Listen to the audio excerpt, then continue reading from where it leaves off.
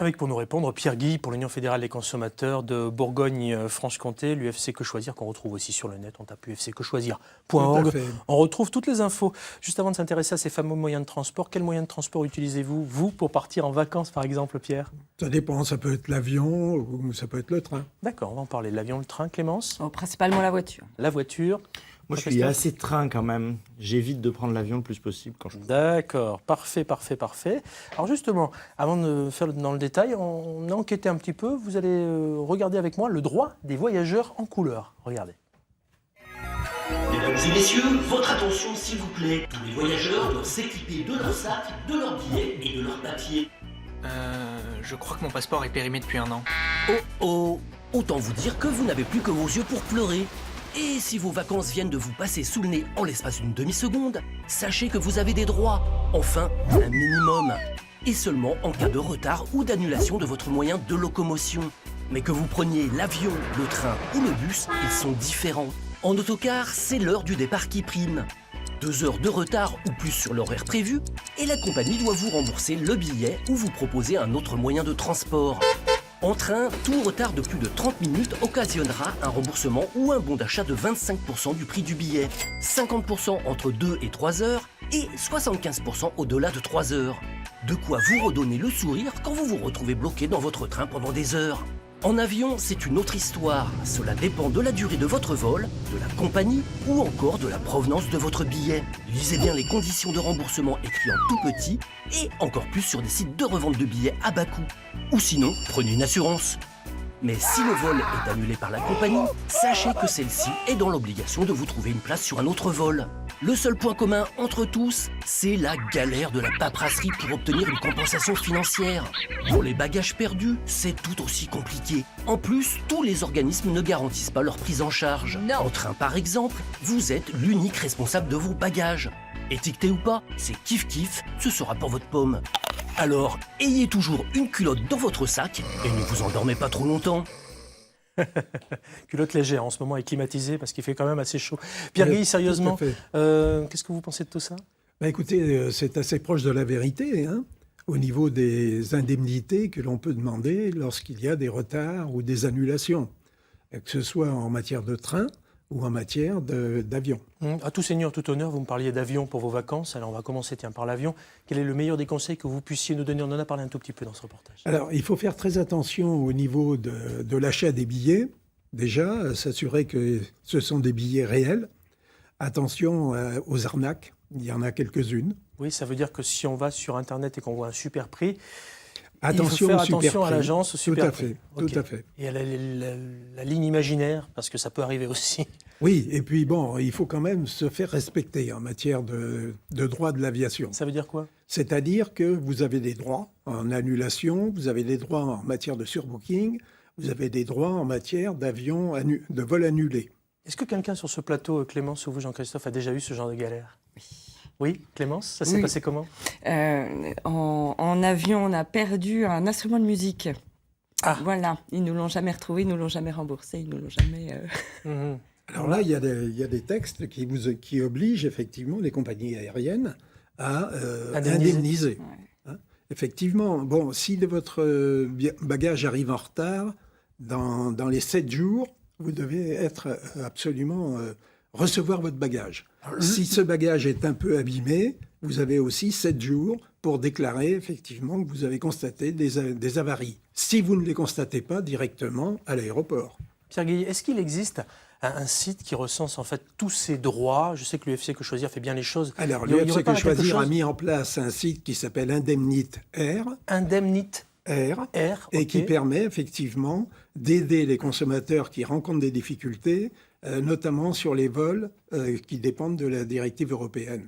Oui, ça c'est important parce que chaque vol a ses règles. En tout cas, quand on est dans l'Union européenne, il y a une règle particulière. Quand on commence à aller plus loin, c'est un peu Oui, plus après, compliqué. c'est les accords de Montréal qui s'appliquent. D'accord, donc ça Mais c'est il pour faut l'avion. savoir qu'avec Indemnitaire, par exemple, on a un bilan sur l'année 2018.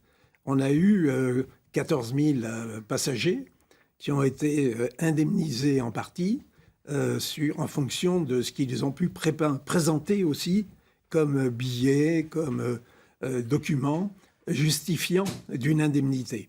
Et ça représente 1 500 000 euros de récupération. Alors au-delà auprès des chiffres, ce qui nous intéresse à Oui. nous, c'est savoir combien on va toucher par rapport à notre billet, parce que là on est dans les La chiffres moyenne, nationaux. c'était Et 66 voilà. euros par passager. Voilà, parce que ça calme un petit peu quand même. 66 euros, c'est pas forcément le prix du billet.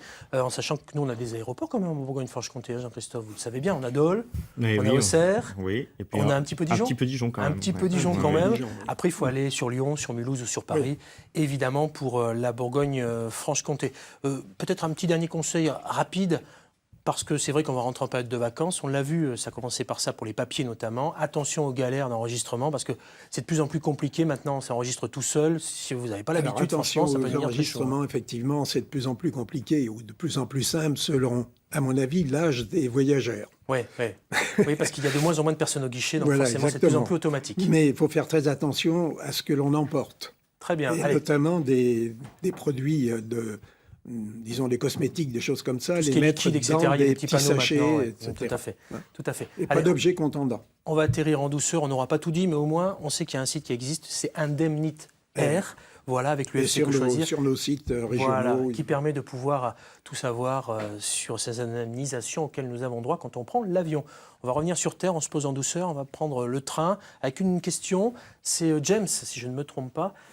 James qui habite précisément dans Lyon. Il prend souvent le train. Oui, il est dans Lyon, donc il est à Sens. C'est un Iconé. Écoutez-le, regardez. Donc je m'appelle James, je viens de Sens et j'aurais voulu savoir s'il y avait des recours légaux vraiment au niveau qui prévaudraient par rapport aux règles que la SNCF s'impose au niveau des remboursements et des indemnités sur les retards ou les annulations des différents trains proposés. Parce qu'à l'heure actuelle, la SNCF rembourse pratiquement jamais quoi que ce soit, même sur 1 heure de retard sur un trajet d'1 heure. Il n'y a rien de possible à leur niveau. Il faut, même en envoyant des recours par Internet ou par mail, au final, on n'a rien du tout. Ils nous disent qu'ils ne peuvent rien faire. Et puis, on reste avec ça. Alors un petit bémol quand même par Oui. rapport à ce que dit James, parce que pas de remboursement intégral, mais des bons d'achat, hein, on l'a vu dans le Alors, reportage. on Les peut infos avoir- sont sur le site de la On peut SNCF ou effectivement SNCF. avoir soit des avoirs, c'est le moment de dire, soit des remboursements. Mais si c'est un délai inférieur à 30 minutes, ça ne peut être qu'un avoir. Oui, puis tous les trains ne sont pas concernés. Et tous les trains ne sont Voilà, pas parce que le concernés. TER, c'est un peu plus compliqué effectivement. parce que c'est la région. donc Notamment c'est- même voilà. les trains internationaux comme les Eurostar, etc., ne sont pas concernés par ces règles de la SNCF. Mais néanmoins, à partir d'1 heure, on peut avoir soit un avoir, soit un remboursement de 25%. Puis après, ça monte à 50%, et après, ça monte à 75%. En Dites-moi, est-ce que fonction du nombre d'heures. le train, est-ce que c'est pareil que ce qui se met en place maintenant avec le bus au niveau des remboursements? Est-ce qu'on a moins de galères de voyage ou pas, Pierre Guy? Parce que c'est on vrai a qu'on en toujours entend des beaucoup parler. galères Là. de voyage parce que la SNCF accepte assez souvent l'indemnisation pour un retard, mais le problème, ce sont toutes les circonstances annexes, manque de correspondance, problème Là, vous de êtes sur le travail, train. Moi, j'étais etc. sur le bus. Là, j'étais déjà passé sur le bus d'accord, pour mais aller faire un petit peu plus Dans vite. le train, Mais dans il y a le d'autres bus, opérateurs aussi, en plus de la SNCF, sur le tout à bus. fait. Donc, c'est vrai que là, c'est un peu plus compliqué peut-être C'est pour les un peu plus remboursements. compliqué pour le bus. Mais pour le train, effectivement, c'est la SNCF se fait tirer l'oreille pour les remboursements de circonstances. Et pour mon bus alors, Pierre Guy Vous voulez pas que je parle de bus, hein? Pour le bus, si, mais effectivement, bon, il est vrai que maintenant, avant c'était des bus internationaux, maintenant c'est des bus sur des lignes régulières. Effectivement, là, il faut faire très attention aussi lorsque l'on fait une réservation. Tiens, à propos de réservation, allez, pour terminer, on va survoler, hein, sans faire de vilain jeu de Oui, mots. oui, non, mais bien sûr. On continue, on roule tranquille. Justement, on va prendre la voiture, tiens, parce qu'on a fait l'avion, on a fait le train, on a fait rapidement le bus. On va faire la voiture avec notamment les locations. Quelqu'un a déjà loué une voiture sur ce plateau? Ah oui. Oui, bah oui. On vérifie tous au départ la voiture. Quand on la rend, parfois, on ne vérifie pas forcément. Et c'est là où c'est problématique, Pierre Guy. Et c'est là, effectivement, qu'il y a un problème. Donc, il faut faire très attention au moment où vous prenez le véhicule, que sur la fiche descriptive du véhicule soit bien marqué, par exemple, tous les défauts qui pourraient être relevés, de carrosserie notamment. Hein. Mais vous avez en plus l'obligation aujourd'hui d'avoir un devis. Hein, depuis 2015, l'agence doit vous remettre un devis. Mais en plus, c'est les circonstances quand vous rendez le véhicule. Si vous le rendez pendant que la personne est présente, c'est relativement facile parce que là, vous avez la possibilité de discuter si effectivement on vous accuse de dégâts ou autre. Par contre, si vous le mettez dans des horaires hors Oui, dans la fameuse boîte aux lettres, on hors dépose les clés. ouverture, là, il faut faire très attention. Et si on a un conseil à vous donner, c'est essayer de stationner votre véhicule au milieu d'autres véhicules déjà et de prendre des photos. Parce que c'est les photos qui feront disons, foi lorsque il y aura des demandes d'indemnisation pour les dégâts sur la franchise, etc.